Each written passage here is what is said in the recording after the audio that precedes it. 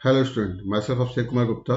आज जो हम टॉपिक लेके आए हैं वो steady state analysis of AC circuit का एक प्रॉब्लम है, जो कि 2014-15 में न्यूमेरिकल आया था AKTU में। ठीक है, तो न्यूमेरिकल देखने से लगता है कि हाँ बहुत टफ होगा, या कई लोगों को बहुत इजी भी फील होता है। हालांकि होता तो ये न्यूमेरिकल आसान ही है, क्योंकि पूरा पूरा मैथमेटिकल इवेल्युएशन होता है। अगर आपको सारी चीज़ें क्लियर हैं तो आप आसानी से सारी चीज़ें कर सकते हैं। क्लियर? ठीक है। इसमें बस ज़्यादा टेंशन में बच्चे कब आ जाते हैं, जब क्वेश्चन पूछ लेता है। जैसे इसमें अगर हम क्वेश्चन की बात करें तो बाकी सब तो ठीक है। अगर आप क्वेश्चन देखें यहाँ पे, तो आपको सिंपल एक RLC सीरीज सर्किट दी हुई है। क्लियर? जो हम पढ़ते हैं रेजोनेंस कंडीशन में पढ़ते हैं। रेजिस्टेंस की वैल्यू 10 ओम, इंडक्टेंस 0.1 हेनरी, कैपेसिटेंस 50 माइक्रोफेरेड, और VT की वैल्यू दे दी गई है cos 100 पाई टी के टर्म में। तो यहाँ पे थोड़ा सा बच्चों को कंफ्यूजन होता है, क्योंकि जनरली जो डेरिवेशन वगैरह है वो साइन ओमेगा टी के टर्म में हम करवाते हैं। क्लियर? और बच्चे करते भी हैं। तो यहाँ पे कॉस आ गया तो कॉस की वजह से क्या दिक्कत आएगी?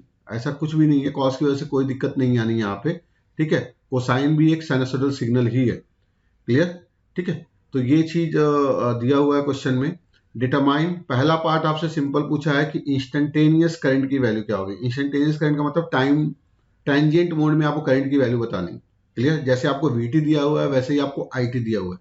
तो जब भी वर्ड इंस्टेंटेनियस आए तो उस कंडीशन में आपको IT की वैल्यू लिखनी है इन टर्म्स ऑफ कोसाइन, मतलब जो भी आपको डाटा गिवन है। ये चीज ध्यान रखते हुए करना, ये नहीं कि साइन पड़ा हुआ है तो साइन के टर्म में ही सब कुछ लिखते जाए, ऐसा नहीं करना आपने। क्लियर? सेकंड में आपसे वही VR, VL, VC पूछ लिया है। ठीक है, यानी ये तो रूट मीन स्क्वायर वैल्यू आपसे पूछी गई है। इसमें कहीं नहीं बोला गया कि इंस्टेंटेनियस निकालनी है। उसके बाद लास्ट में बोला गया है draw the phasor diagram. Clear? तो ऑब्वियस सी बात है कि बच्चों को यहाँ पे प्रॉब्लम आती है कि फेजर डायग्राम आखिर में कैसे ड्रॉ करेंगे। देखो यहाँ पे जब हम VR, VL और VC निकालेंगे तो कॉम्प्लेक्स डोमेन में ही निकालेंगे। तो जब कॉम्प्लेक्स डोमेन में निकालेंगे तो कॉम्प्लेक्स में magnitude as well as angle दोनों दिया होता है, तो उससे फेजर ड्रॉ करना आसान होता है। क्लियर? ठीक है, 0 डिग्री को रेफरेंस लेके सारा फेजर हम इजीली ड्रॉ कर सकते हैं। ठीक है, क्वेश्चन को देखते हैं। ठीक है, अगर हम सोल्यूशन की बात करें तो सबसे पहले जैसा मैंने बताया भी है कि आप क्वेश्चन देख के सबसे पहले क्वेश्चन के सारे डाटा को लिख लिया करो। ठीक है, तो सबसे पहले हम सारे डाटा को लिखते हैं। R की वैल्यू दी गई है 10 ओम। क्लियर? ठीक है, आपको इंडक्टेंस दिया हुआ है 0.1 हेनरी। क्लियर? कैपेसिटेंस की वैल्यू दी गई है 50 माइक्रोफैराड। क्लियर? ये क्वेश्चन में डाटा गिवन है, और इसके साथ साथ ये दिया हुआ है कि VT की वैल्यू, किसकी वैल्यू? VT की। यही आपका इंस्टेंटेनियस होता है। जो टाइम डोमेन में वैल्यू गिवन होती है वो आपकी इंस्टेंटेनियस वैल्यू होती है। तो VT की वैल्यू आपको दे दी गई है 141.4 cos 100 पाई टी। बस क्वेश्चन में यही चेंज किया गया है कि जो कन्वेंशन है, जो हम साइन ओमेगा टी के टर्म में सारी चीजों को पढ़ते हुए चल रहे हैं, साइन की जगह पे कोसाइन दे दिया गया, और कोई अंतर नहीं। क्लियर? तो हमें जब भी किसी भी वैल्यू को निकालना है, आपसे पूछा गया पहले पार्ट में करंट की वैल्यू। करंट की वैल्यू निकालने के लिए ऑब्वियस ही बात है कि एक सीरीज RLC सर्किट है, तो जब तक आपको इंपिडेंस नहीं पता होगा तब तक आप करंट की वैल्यू कैलकुलेट नहीं कर सकते। तो सबसे पहले हमें क्या निकालना पड़ेगा? हमें इंपिडेंस की वैल्यू कैलकुलेट करनी होगी। ये आपका सीरीज RLC सर्किट है, ये सारा डाटा क्वेश्चन में गिवन है। R, L और C गिवन है, और आपको VT भी गिवन है क्वेश्चन। सबसे पहले हम काम क्या करेंगे कि इस VT को कंपेयर करेंगे VM cos ओमेगा टी से। किससे? VM cos omega T. ये नहीं कि sin omega T plus pi by 2 इसका लॉजिक यूज करने लगे। यहाँ पे आपके लिए कोसाइन ही एक प्योर साइनसोइडल सिग्नल होगी। क्लियर? तो जब हम इसे कंपेयर करेंगे तो VM की वैल्यू क्या निकल के आएगी? 141.4 वोल्ट। क्लियर? और हमें पता है कि जब हम स्टेडी स्टेट में वैल्यू को कैलकुलेट करते हैं तो वहां पे हमें एसी सर्किट में केवल रूट मीन स्क्वायर वैल्यू मिलता है।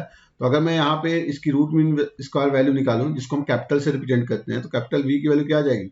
V maximum by √2। क्लियर? ये आपकी मैक्सिमम वैल्यू है VM, यानी VM बाई √2 के बराबर। और √2 की वैल्यू क्या होती है? 1.414। तो जब हम इसको पुट करेंगे 141.4 अपॉन 1.41 4, तो वैल्यू कितनी आ गई 100 वोल्ट। क्लियर।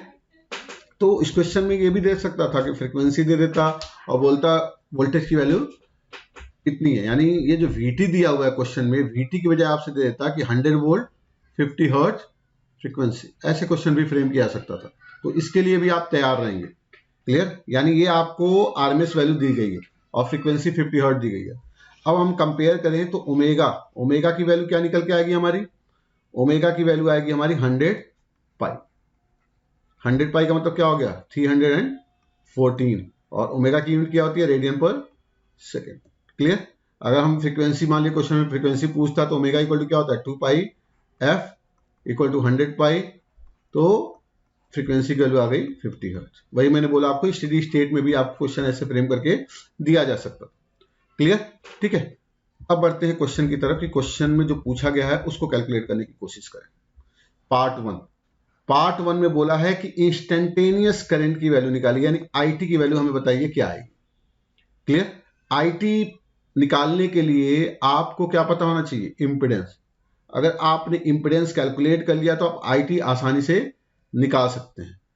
कभी कभी क्या होता है कि बच्चे फ्लो में इंपेडेंस की वैल्यू निकालते हैं और आई की वैल्यू Vm/Z पुट करके cos ओमेगा टी लिख के चले आते हैं, जो कि गलत हो जाता है। क्योंकि एक सीरीज RLC सर्किट या किसी भी ऐसी सर्किट में फेजर रिलेशन होता है वोल्टेज और करंट के बीच का। ऑब्वियस सी बात है, यहाँ पे वोल्टेज के रेस्पेक्ट में करंट या तो लीड करेगा या तो लैग करेगा। वो डिपेंड करेगा कि L डोमिनेटिंग है या फिर कैपेसिटेंस की वजह से जो कैपेसिटिव रिएक्टेंस है वो डोमिनेटिंग है। तो कभी भी अगर आपको ऐसे क्वेश्चन को करना है तो सबसे पहले हमें उसकी स्टेडी स्टेट एनालिसिस ही करनी पड़ेगी। तो ये चीज आप हमेशा ध्यान रखिएगा।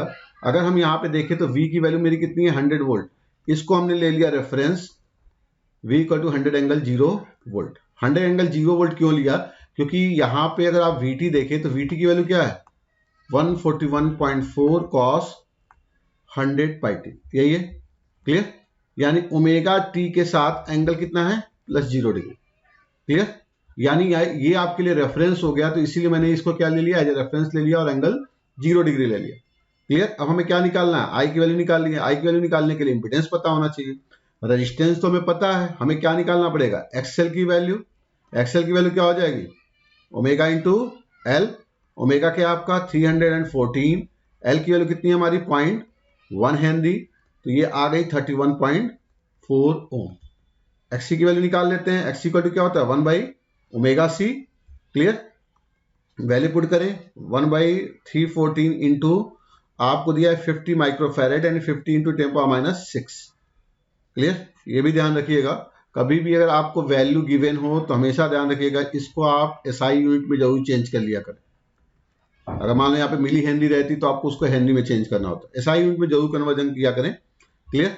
जब हम इसको सॉल्व करेंगे तो ये वैल्यू हमारी निकल के आएगी 63.69 ओम। आप सॉल्व करिएगा। ठीक है। देखो, हम एक मन में भ्रम पाल लेते हैं कि एसी बहुत कॉम्प्लिकेटेड है, जबकि कॉम्प्लेक्स डोमेन बहुत ही आसान होता है। कि कैलकुलेटर की वजह से चीजें बहुत आसान हो जाती है, चाहे वो 2 अननोन 2 इक्वेशन को सॉल्व करना हो, 3 अननोन 3 इक्वेशन को सॉल्व करना हो, चाहे रेक्टेंगुलर टू पोलर कन्वर्जन हो, चाहे पोलर टू रेक्टेंगुलर कन्वर्जन हो। चीजें बहुत ही आसान हो गई है कैलकुलेटर की वजह से। तो आपके पास कैलकुलेटर है, आप बहुत आसानी से चीजों को कर सकते हैं। क्लियर। अगर मैं यहाँ पे देखूं तो हमारा जो स्टेडी स्टेट में सर्किट होता है उसको हम कैसे रिप्रेजेंट करते हैं, उसको हम रिप्रेजेंट करते हैं ऐसे। Clear. R as it is represent करते हैं। ये आपका क्या हो जाता है जे एक्सएल, और ये हो जाता है आपका माइनस जे एक्ससी, और ये आपका वी। क्लियर। ठीक है। फेजर में, और ये करंट आई फेजर। आपको करंट की वैल्यू निकालनी है, तो करंट की वैल्यू निकालने के लिए आपको इंपेडेंस पता होना चाहिए। तो अगर मैं यहाँ पे जेड निकालूंगा तो जेड की वैल्यू क्या आएगी, तीनों सीरीज में है, यानी R plus j XL minus j XC, तीनों को हम ऐड कर देंगे। क्लियर। तो 10 प्लस जे 31.4 माइनस जे 63.69। जब हम इसको सॉल्व करेंगे, ऑब्वियस सी बात है यहाँ पे कैपेसिटिव रिएक्टेंस डोमिनेटिंग है कि इसकी ओमिक वैल्यू ज्यादा है। ठीक है। तो ये आएगा 10 माइनस जे, आपका ये वैल्यू आ जाएगा 32.9। क्लियर। तो जैसा कि मैंने बताया है कि कभी भी कॉम्प्लेक्स डोमेन में आप चीजों को सॉल्व करें तो rectangular to polar and polar to rectangular conversion करके उसका रख लिया करें। तो ये आपका 10 माइनस जे 32.9 आया, तो हम क्या करेंगे, इसको रेक्टेंगुलर टू पोलर कन्वर्जन करेंगे with the help of calculator.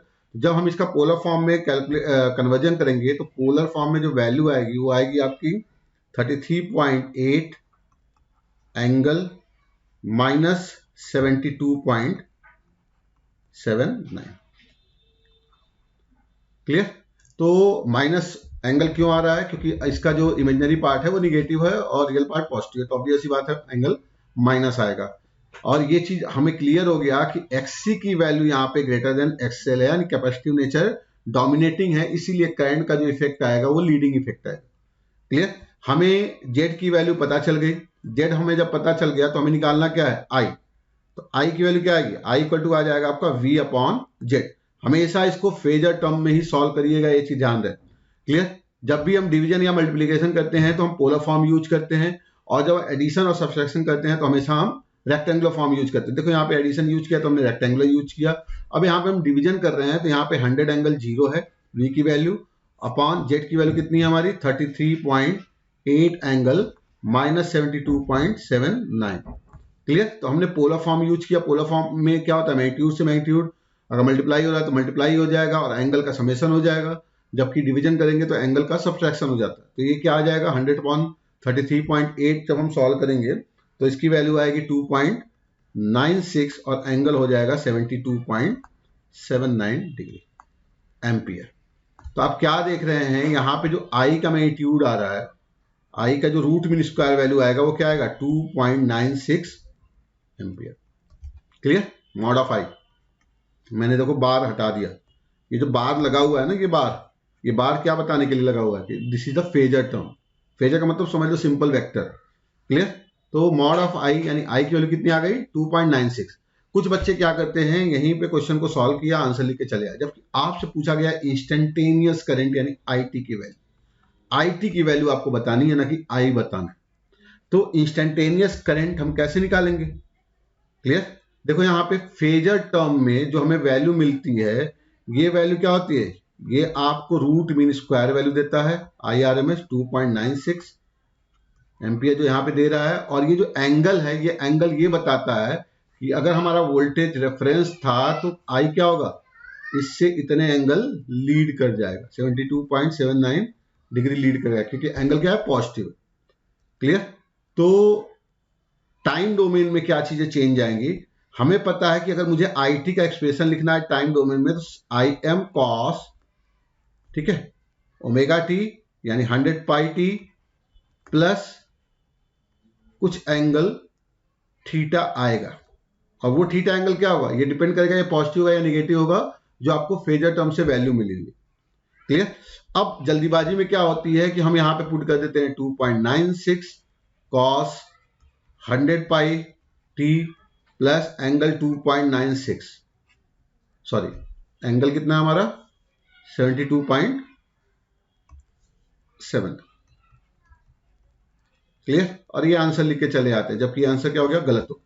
क्यों गलत हो गया, क्योंकि आपने यहाँ पे यूज की रूट मीन स्क्वायर वैल्यू, लेकिन वैल्यू कभी भी टेंजेंट मोड में यानी इंस्टेंटेनियस फेज में मैक्सिमम वैल्यू होती है। तो मैक्सिमम वैल्यू कैसे कैलकुलेट करेंगे, हमें क्या पता है IRMS की वैल्यू क्या होती है IM/√2। ये हमेशा ध्यान रखिएगा, IRMS हमेशा मैक्सिमम से कम ही होगा। क्लियर? तो IM/√2, तो यहां से हम निकालेंगे IM।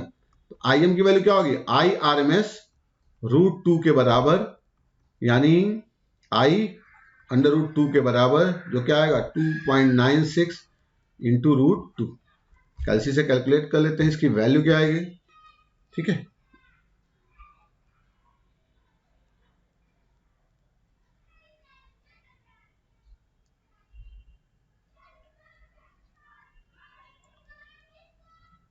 फाइंड 414 इंटू 2.96, ये वैल्यू आ गई आपकी 4.19।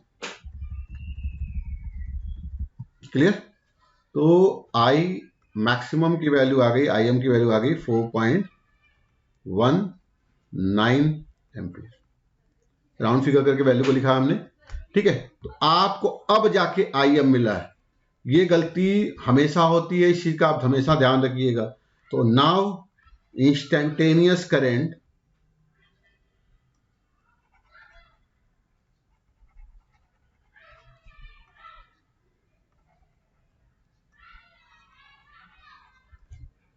IT क्या हो जाएगा, IM यानी 4.19 कॉस, क्योंकि आपका V भी क्या था, कॉस के टर्म में था, कॉस 100 पाई टी और प्लस एंगल कितना आ रहा है, प्लस में 72.79 डिग्री एम्पियर। ये आपका आंसर होगा। क्लियर? तो ये चीज आपने ध्यान रखनी है।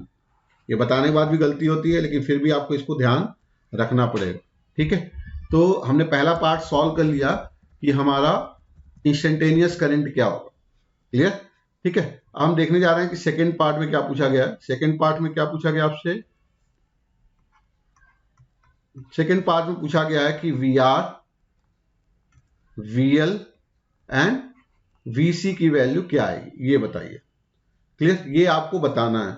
ठीक है, तो सिंपल है, अगेन आपका सर्किट यही था, स्टेडी स्टेट सर्किट आपको पता ही है, आपने करंट I की वैल्यू निकाल ली है, तो क्वेश्चन में कुछ रहा ही नहीं। सिंपली क्या करना है, करंट सब में सेम फ्लो होगा, यही करंट I तो फ्लो हो रहा है, I ये आपका R, ये आपका JXL, ये आपका माइनस JXC।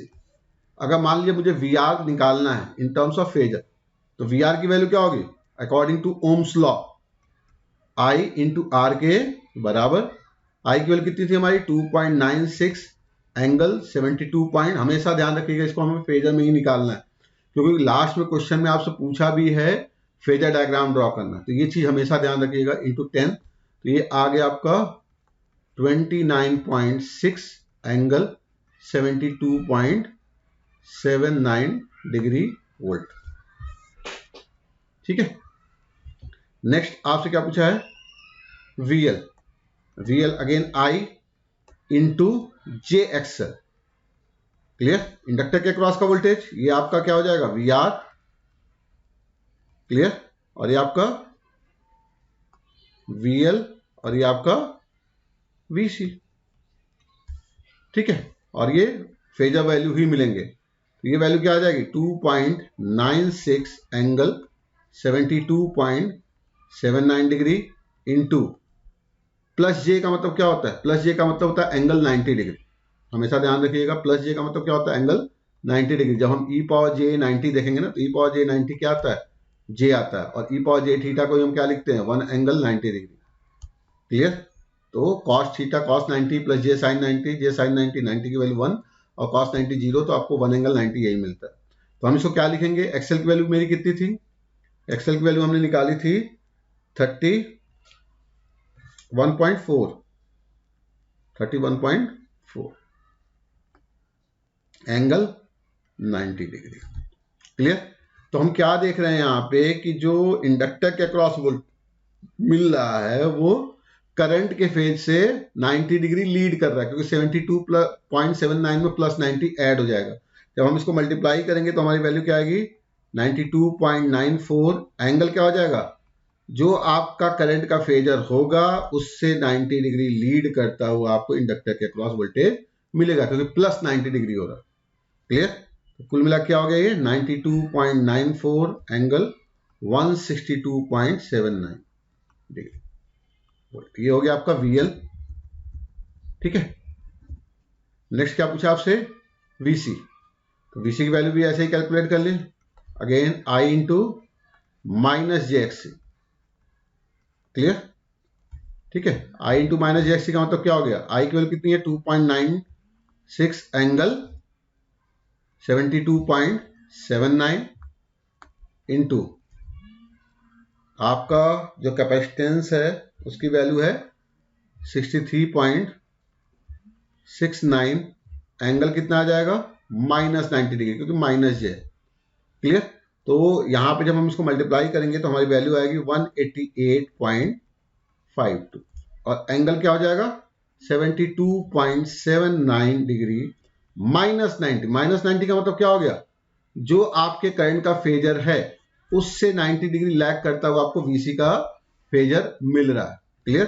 तो जब वैल्यू के टर्म में लिखेंगे हम इसको तो क्या लिखेंगे, ये आ जाएगा आपका 188.52, एंगल आपका आ जाएगा -17.2। क्लियर। तो हमने VL, VR, VL और VC की वैल्यू कैलकुलेट कर ली। ठीक है, अगर हमें मैग्नीट्यूड लिखना है तो मैग्नीट्यूड क्या हो जाएगा, सिंपल। अगर हमें मैग्नीट्यूड का आंसर करना है तो ऑब्वियस सी बात है, जो फेज वैल्यू है उसको हटा दो, मैग्नीट्यूड दे देगा। तो VR कितना हो गया 29.6 वोल्ट, VL कितना हो गया 92.94 वोल्ट एंड VC कितना हो गया 188.52 वोल्ट। तो यहाँ पे करंट का नेचर लीडिंग क्यों आ रहा है, क्योंकि कैपेसिटिव रिएक्टेंस ज्यादा है। ठीक है, नेक्स्ट पार्ट में आते हैं और एंगल के टर्म में क्या क्या चीजें मिली हैं एक बार लिख लेते हैं। VR इक्वल टू पार्ट 3 के लिए, पार्ट 3 में फेजर ड्रॉ करना है तो ऑब्वियस सी बात है कि आपको सारे फेजर टर्म पता होने चाहिए। तो VR कितना हमारा 29.6 एंगल 72.79 डिग्री। VL क्या है मेरा, VL है मेरा 92.94 एंगल आपका कितना था हमारा 162.79 डिग्री। ठीक है, और VC था हमारा 188.52 एंगल -17.21 डिग्री वोल्ट। ये हमें मिला हुआ है। आपसे बोला जा रहा है draw the phasor, draw the phasor. हम चाहें तो फेजर दूसरे तरीके से भी ड्रॉ करके लिख के दिखा सकते हैं, लेकिन न्यूमेरिक डाटा पे अगर हम फेजर ड्रॉ करेंगे तो हमारा फेजर कुछ और ही आएगा। क्लियर। ठीक है, अगर हम यहाँ पे देखें तो और हमारे डाटा क्या मिला हुआ था, आई की वैल्यू क्या थी हमारी 2.96 एंगल 72.79 डिग्री एम्पियर, ये हमारा आई था। और V का फेज क्या था, V तो आपका रेफरेंस था, तो V की वैल्यू क्या थी हमारी 100 एंगल 0 डिग्री वोल्ट। अब हमें ड्रॉ करना है क्या, फेजर।